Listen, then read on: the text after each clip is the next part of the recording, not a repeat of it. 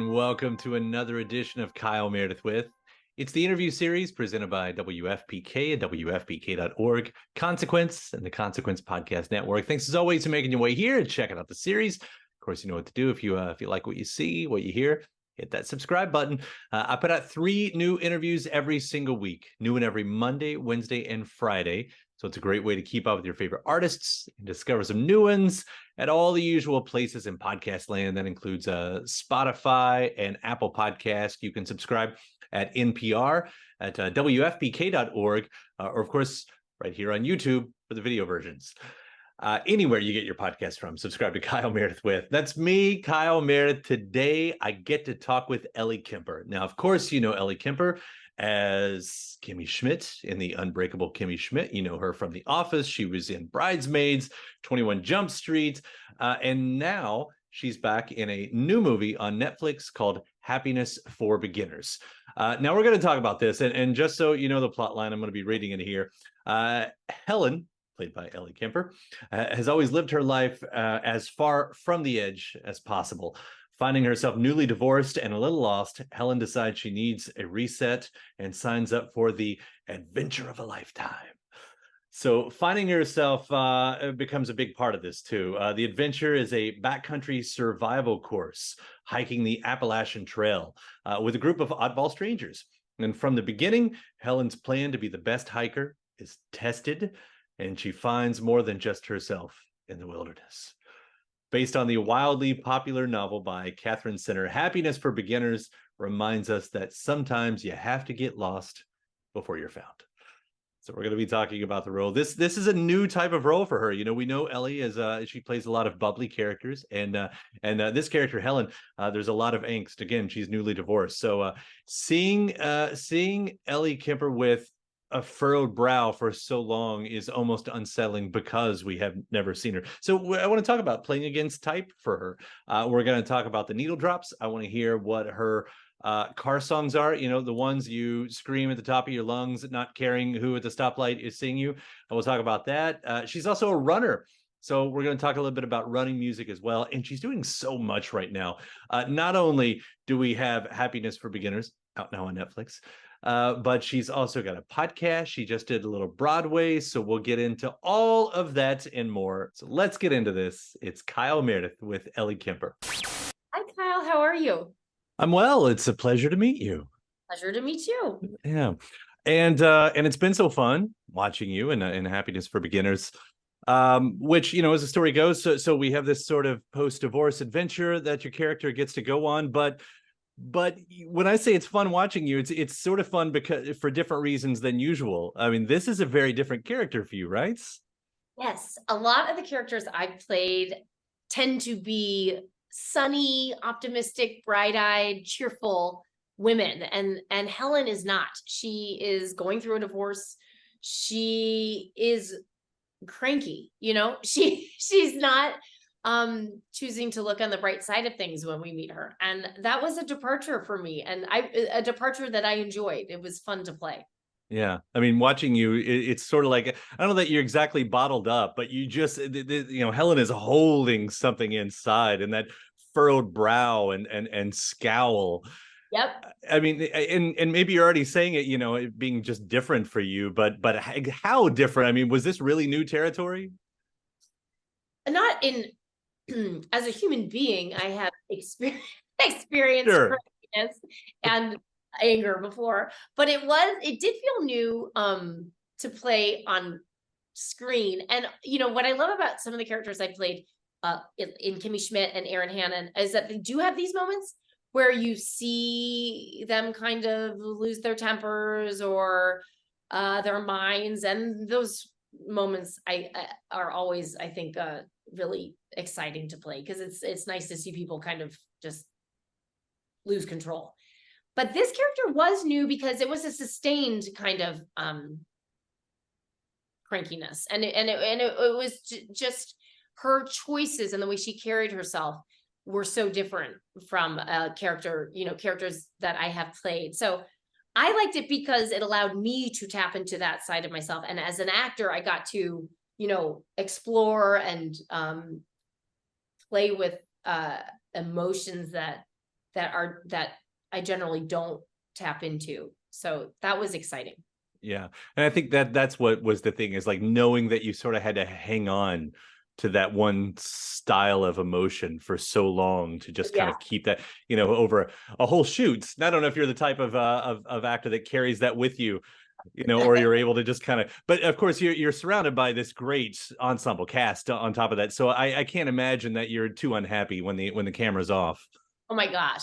First of all, yes, I'm not a character who, I'm not an actor who carries that around.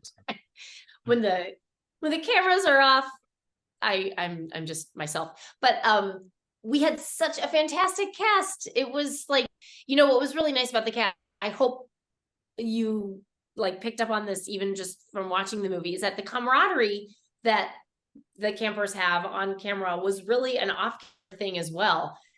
It was such a friendly, fun, kind group of people. And we got to, we had the luxury of being able to rehearse before shooting, and we got to know each other through that. And like, everyone just got along really well. And we're, on a text chain together still. We've shot the movie almost 2 years ago, and everyone is just really supportive and yeah, I'm really lucky.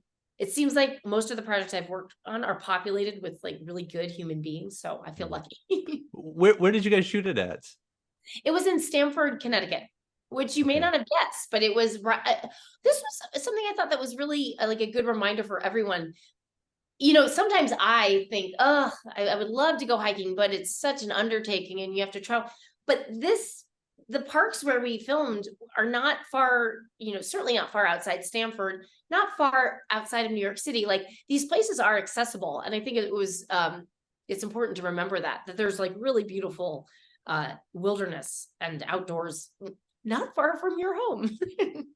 Well, I say that I'm in Louisville, Kentucky. So, I mean, it's surrounded by here, but I hear, for all of my friends who do, especially, New York and LA, you'll hear that. And then I think that you're not that far, right? I mean, it seems like it's another world, but it's just really, across the bridge or whatever. Exactly right. And I am probably promoting Central Park way too much in this day of interviews, but Central Park is a great escape, and it's right there in New York City. So yeah, you just have to look. You just have to look. Now you're a runner too, right? Yes. I said yes too enthusiastically. I run. I'm not a pro runner. You did say it enthusiastically. That was like, oh, so you're a run. That would have been my question. Like, do you like is that part of your personality? Is what I was getting. Yeah. And it's not. I mean, here's the thing. I need my like online, like the apps that I do for fitness. They all will tell you are a runner. You are a bodybuilder. So I should tell you, yes, I am a runner, but I'm not, I wouldn't say a serious runner. I run because I like to. It's one of it reminds me of the Mitch Hedberg joke where he said, I never want to be known as a sailboat enthusiast. Correct. Yeah. I started subscribing to a running magazine and I immediately regretted it. I'm just like, oh, everyone's way too intense. Well, it's like, and as we talk about certain types of people, and obviously everybody to each their own sort of a thing. But I was thinking, like, even with what Helen gets herself into here, because you have the, if you've ever been through a divorce, I've been through a divorce, and what you try to do, if it's the new hairstyle or the big adventure or whatever. But I feel like it is a certain type of person who signs up to do something with a group of strangers, Yeah. That I think would be hard for me personally, because that is its own anxiety-ridden adventure. So I feel like, okay, if you're going on you're gathering your high school friends and you're going to go on a, hiking trip, then the hiking will be the challenge probably. But here you're acclimating to a new social environment as well, which would be hard. Yeah, it's not me. I'm not the person who signs up to go with this. I'll go on the hike. I like a hike, but that's for me too. I have signed up for like running races, and they always offer team training. And I always think, why would I want to make conversation while I'm running? That sounds nightmarish. Well, some fun moments throughout the movie. Also has some great needle drops going on. Bob Schneider, who I love and have seen many times and hung out with, and he's got 2 songs in the show. One's Bomb Bonanza, but the other one has you actually pulling a car moment with 40 dogs. Singing along with it, yes. I forget. I think Vicky. We'll have to ask her. There's some special relationship she has to that song that I can't remember now. I love that song, and I love being able to sing at the top of my lungs. I mean, that's just a hugely relatable moment. Driving in your car, singing at the top of your lungs, just along to the music. If you're alone in your car, oh, I love that experience. I haven't had that moment in a long time because I don't have a car here in New York, and I don't have the best voice. But no, I sing in the shower, I guess. But anyway, it's a really, really nice, isn't that such a freeing little activity? Yeah. Now I'll put you on the spot. What's the song that comes on that you're going to have no shame at the stoplight for? You know, somebody rolls down the window, they're going to catch you singing along to every word or whatever. Do you have that song or those songs? Shallow, Lady Gaga. Really? I didn't expect that one. That till the cows come home. I love that song. I love that song. It makes me cry. It's such a great song. And I mean, I would have the windows rolled up, but I would sing along to that song. I think I'm Lady Gaga in that moment, and it's great. Well, that's the best part about it, right? Because you are that artist. Whoever that artist is that you're like, we are that artist. Yes. Yeah. It's amazing how we become the artist, but we do. Likewise, since you're not a running enthusiast, but you do run, what's the music that you carry on the old buds there?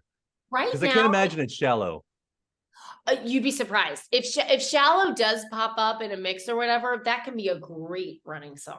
I listen to a lot of Imagine Dragons. Mm-hmm. Is that their name? Mm-hmm. Yeah. I was like, or is it just Imagine?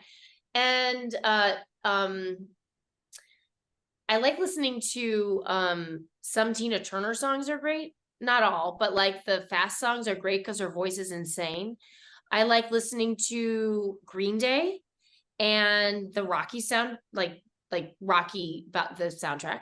Sure, the running song, right? Yeah, running song. Eminem is great. I mean, I really, there's no genre that's off limits. Yeah. Salt and Pepa, I love. None of Your Business. That's the name of the song. Great song. That's my favorite Salt and Pepa song. It's so good. I played it in my apartment, and it's not. I have a pretty clean household, and there's some explicit lyrics in that song. But my 3-year-old took away. He thinks that they're saying naughty old business, which is so sweet to me. They're saying none of your business, and he said naughty old business. Anyway. And he'll grow up and figure them out eventually, right? Because we've all got those songs. Yeah. Again, seeing you in this and seeing the role, and then thinking back, especially as I veer our conversation back towards Happiness for Beginners here, and that's my fault. But playing against this type and coming off, I guess, is what I'm getting at, of the success of something like Kimmy Schmidt. Does that give you a moment to reset? I mean, for a lot of us, it's not so much calculated. We go with the flow, we find our jobs, we hope that something good happens. Yeah. But what is it for you? Because you of course, we loved you in The Office, and then you have this great show, and it, makes so many fans everywhere and does its run. And then what? Is that the question you get faced with?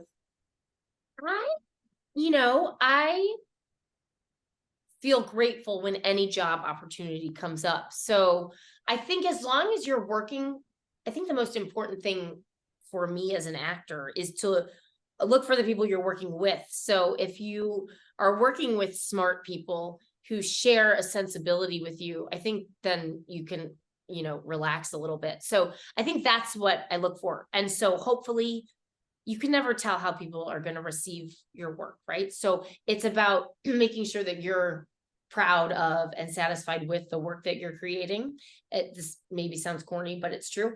And so I think seeking out people who you want to work with is probably like the crucial component for me, because then you can, whatever you make, you'll feel good about it, and then you hope that other people will like it too. Yeah. Well, and I see you've done the other opportunities as well.